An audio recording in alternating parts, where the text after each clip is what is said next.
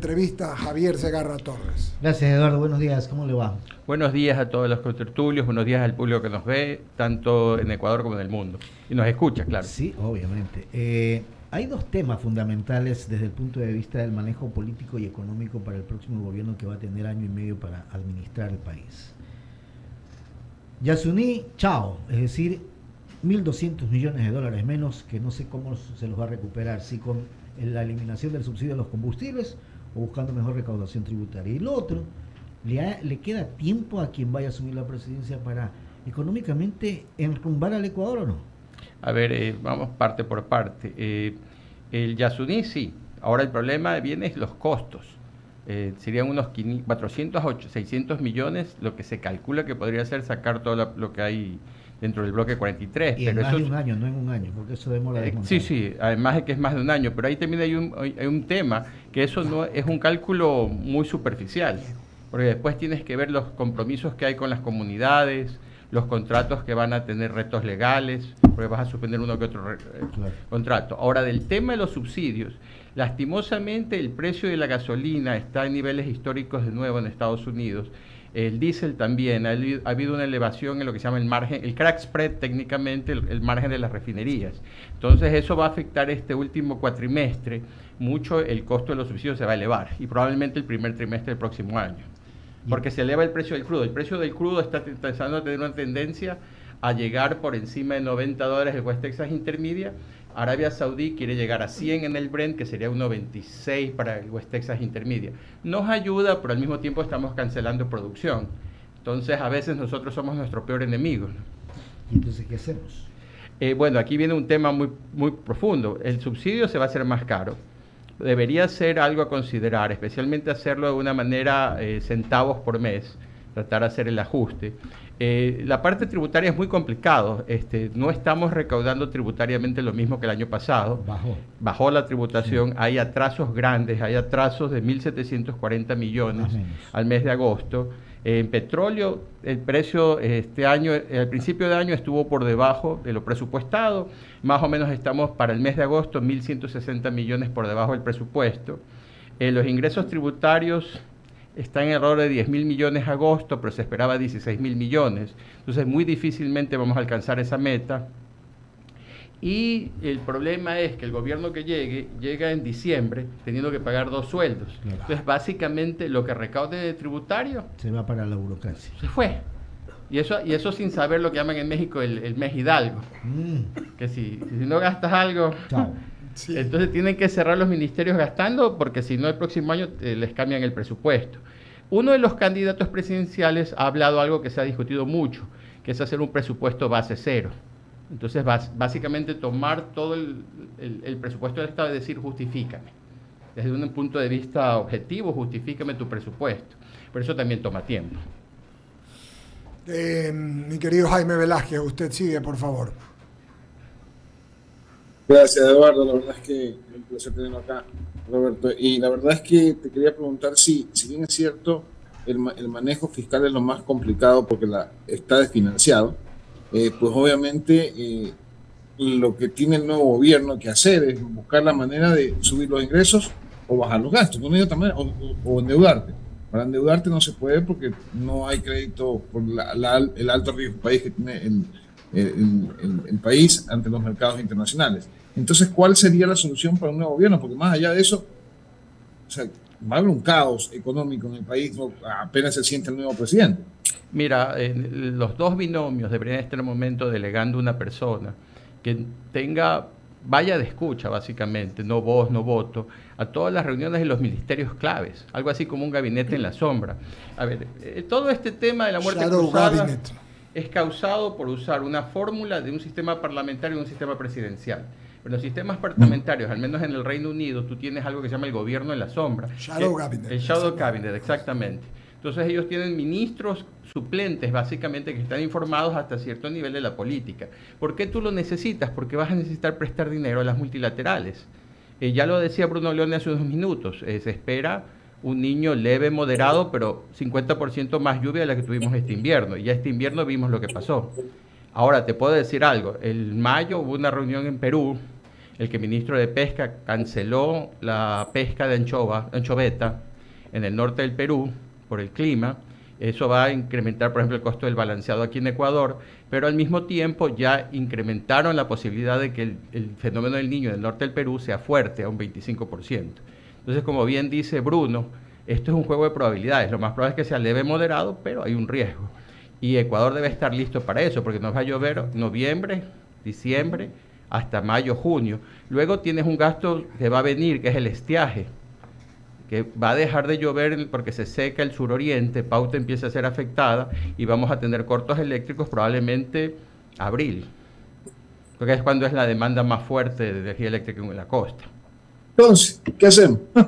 Bueno, aquí, no. por eso te digo, primero necesitamos ya, desde que los dos binomios deberían tener un gabinete de transición, que esté hablando directamente con el gobierno saliente, en todos los temas. Si van a hablar con las multilaterales a Washington a pedir dineros por el fenómeno del Niño, ya deberían estar allí. Aunque no a dar su opinión, a estar callados, escuchando y transmitir, para tener un plan de gobierno y una transición bastante suave. Porque, por ejemplo, en la caja del Tesoro en este momento hay 300 millones de dólares. Es una cantidad muy pequeña y es el segundo mes que cierra con números bajos. Ahora, te puedo decir del lado del sector privado, la gente está más esperanzada. Después de las elecciones de la primera vuelta, estaba con mis familiares comiendo en Urdesa y empecé a ver todo llenarse. Fuimos a tomar un helado y estaba más lleno, o sea, la gente se sacó un peso de encima. Esa noche a las 2 de la mañana me llamó una persona que tiene un terreno inmenso aquí en la playa, es un inglés que lo heredó, que encantado, o sea, que había escuchado, y él es periodista para el Independent en el UK, que está interesado, que Ecuador, que esto, otros amigos en la construcción me han comentado que han recibido también llamadas de inversionistas de afuera. Entonces ha habido casi una reesperanza en lo que vaya a pasar, y eso se vio también en el riesgo país que bajó, pero tiene que ver, el gobierno tiene que apretar desde el primer momento la búsqueda de fondos, de préstamos, porque no vas a modificar la base tributaria, una reforma tributaria imposible en los primeros meses. Petróleo, ¿qué puedes hacer? Quizás retrasar un poco el tema Yasuní, pero no vas a llegar más lejos de eso, porque nadie te va a venir, es muy difícil que alguien venga a firmar contratos de inversión en un gobierno de 18 meses, muy difícil.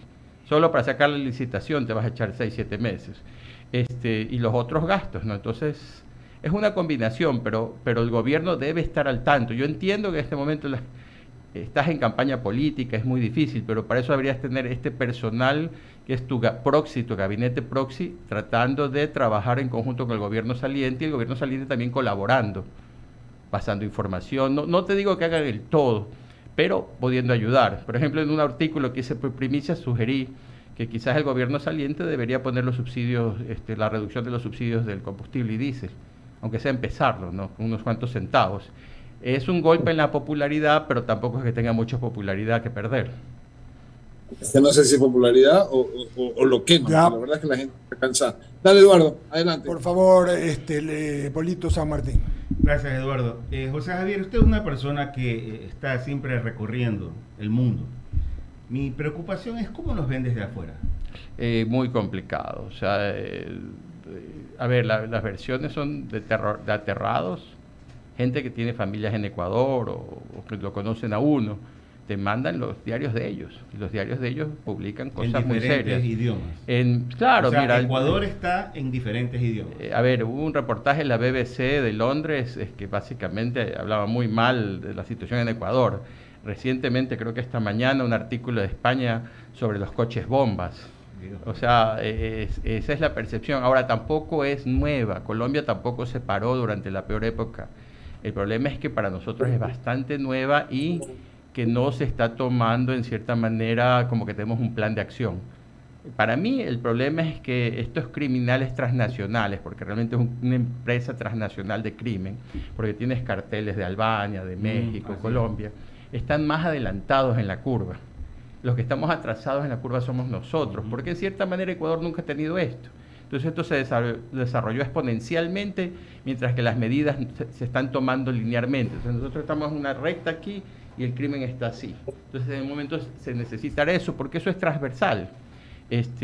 La seguridad, cuando se fundaron la gente dejó de ser nómada y se empezaron a hacer las primeras ciudades, una de las primeras necesidades fue seguridad.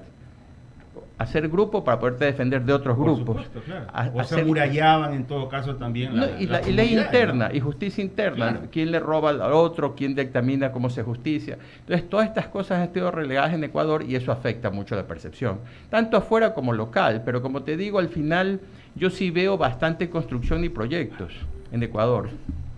Luisa, por favor. Muchas gracias, José, Sí. qué gusto saludarlo. Sí.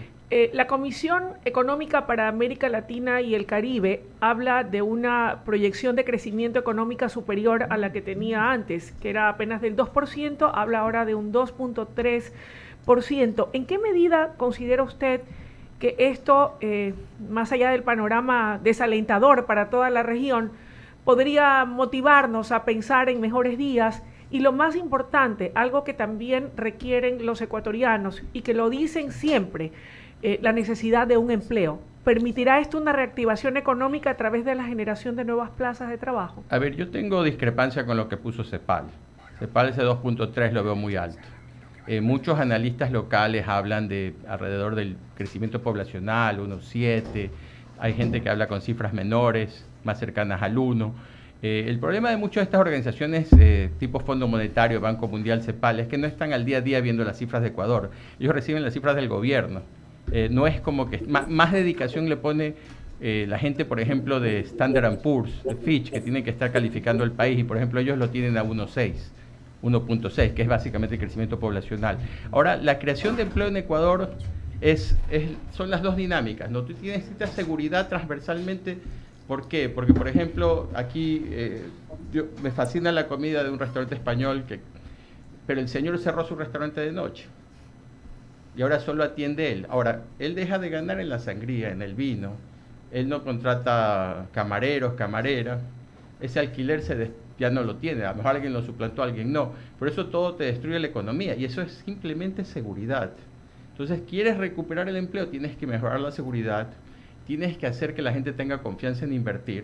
Ahora se ven inauguraciones de nuevos centros comerciales, eso es bastante bueno, pero también hay afectaciones en sectores productivos. Mira, Bruno no lo mencionó, pero entre los camaroneros y pesquería gastan como $200 millones en seguridad, que no los gastaban antes.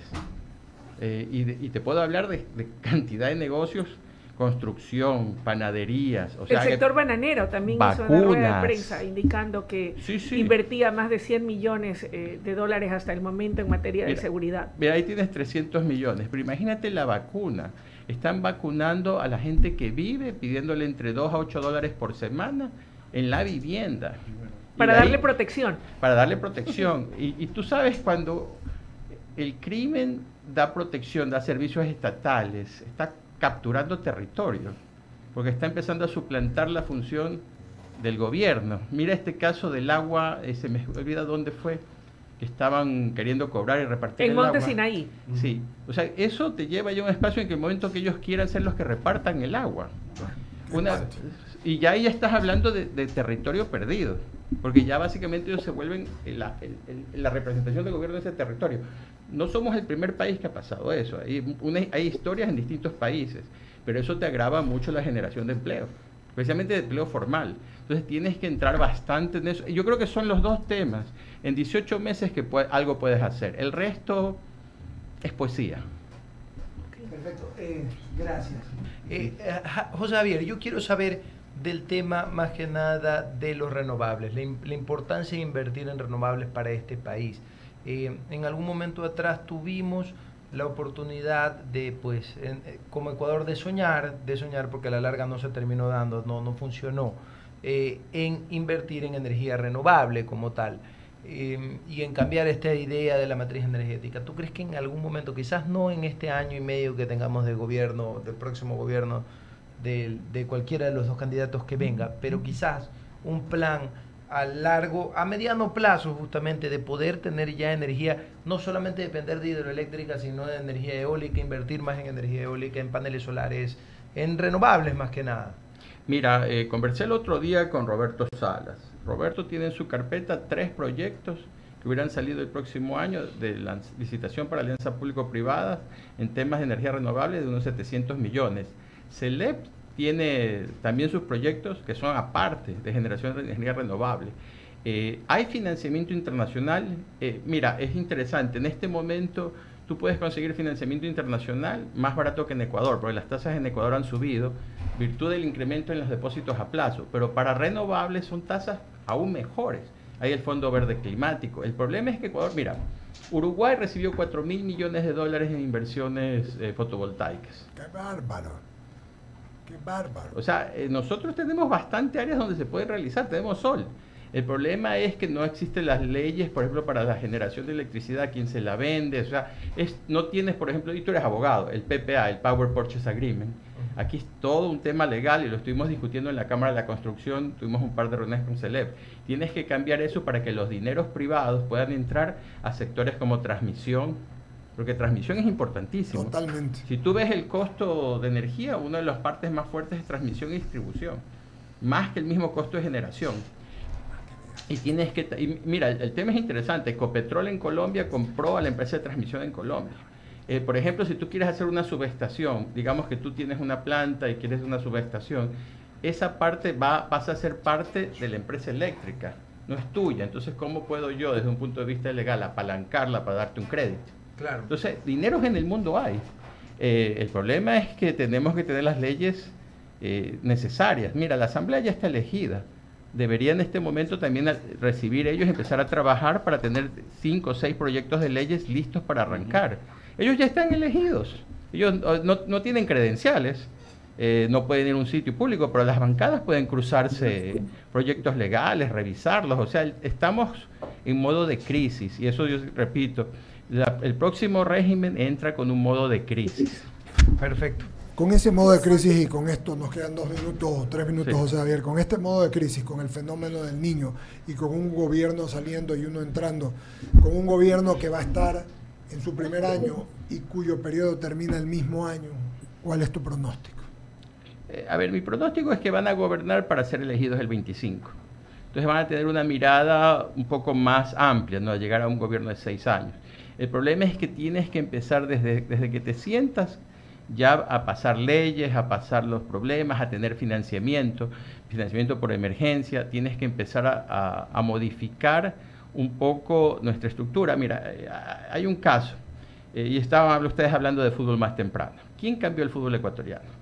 Dusan Draskovic. Exactamente, cuando dijo que el biotipo del jugador ecuatoriano era nuestro querido Moreno. Así es. Luego vino Maturana, técnico afrocolombiano, a cambiar la psicología. Así es. Luego han venido otros técnicos a mejorar técnica, entonces campeón. Ahora tenemos un europeo porque queremos jugar europeo. Ya no nos sorprende que los compren en Europa. Eso es lo que necesitamos. Eso lo ha conseguido la industria camaronera. La industria camaronera es líder mundial. Por eso tienes a una empresa japonesa como Mitsui invirtiendo 360 millones en comprar un porcentaje de Santa Priscila. Por eso es que tienes gente interesada en entrar al sector de pesquería. Hay interés en el mundo, como decía Bruno, en crear clústeres de producción de proteína, porque llegaremos a 9.000, 10.000 millones de habitantes. Nosotros tenemos un sector agrícola grande, pero con poca productividad. Sí, Aún señor. en banano producimos alrededor de 2.200 cajas por hectárea. Tú vas a Centroamérica, son 3.600, 4.000 cajas por Hay un hectárea. déficit, claro. Claro, mira el tema arrocero. Uruguay nos vende arroz a nosotros. Uruguay tiene mejor productividad en arroz que nosotros. Qué cosa, Uruguay, que pasó sequía. qué bárbaro. Sí, sí. Son los temas que realmente el presidente estos 18 meses, si la asamblea juega, puede jugar pelota. Sí, Jaime. Sí. Sí, Jaime. No, nada. Ya, pensé que habías dicho, ya, no hay problema. En todo caso, José Javier, agradecerte tu gentileza placer. de estos 30 minutos, 35 minutos, habernos contestado a todos y ser tan didáctico como siempre. A las órdenes. Muchas gracias a todos y un saludo a todos. Feliz día. Pagamos el corte comercial, antes las menciones publicitarias, Bolo, por favor, y regresamos inmediatamente acá en el diálogo. Este mensaje llega para prevenir la desnutrición crónica infantil. Recuerda que los chequeos prenatales, control de niños sano y lactancia materna son fundamentales para que tu bebé crezca sano, fuerte y sin desnutrición. Asiste a los centros de salud y únete a las más de 450.000 mujeres embarazadas que se han beneficiado de los servicios del gobierno del Ecuador. Conoce más en infanciaconfuturo.info y únete a esta cruzada. Juntos venceremos la desnutrición crónica infantil. Nuestro trabajo continúa. Perfectamente. Y nos faltaba, Bolito, algo más. Tú te vas a ir me voy a vivir a un sitio. Me dijiste que ibas a comprar una casa. Para Riona, y porque el señor Cepeda me ha recomendado. Así que él es un buen consejero. Me dice: aprovecha el confort que te ofrece Urbanización Riona. Este proyecto inmobiliario está ubicado en el kilómetro 3,5 de la vía a San Borondón. Ofrecemos departamentos desde 165 metros cuadrados. Disfruta de la calidez y exclusividad de vivir en la mejor ubicación cerca de todo. Reserva ahora con tan solo $2,000. Contáctanos al 097-956-5386. 097-956-5386. Riona, aprovecha el confort. Perfecto, pagamos corte comercial, regresamos enseguida.